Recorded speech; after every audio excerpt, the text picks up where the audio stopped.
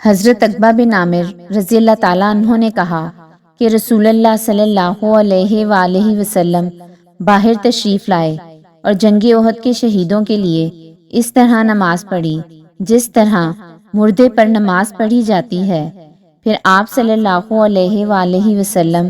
منبر پر تشریف لائے اور فرمایا، آخرت میں تم سے آگے جاؤں گا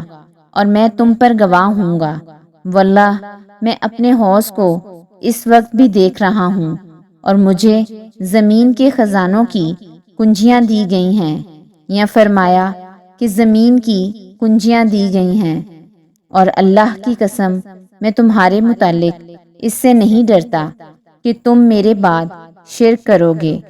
بلکہ مجھے تمہارے متعلق یہ خوف ہے کہ تم دنیا کے لیے ایک دوسرے سے آگے بڑھنے کی کوشش کرنے لگو گے۔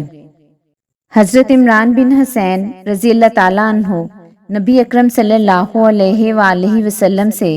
روایت کرتے ہیں کہ نبی کریم صلی اللہ علیہ وآلہ وسلم نے فرمایا، تم میں سب سے بہتر میرا زمانہ ہے،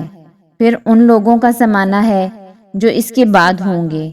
حضرت عمران رضی اللہ تعالیٰ عنہ نے بیان کیا کہ مجھے نہیں معلوم نبی کریم صلی اللہ علیہ وآلہ وسلم نے ارشاد کو 2 مرتبہ دہرایا یا 3 مرتبہ۔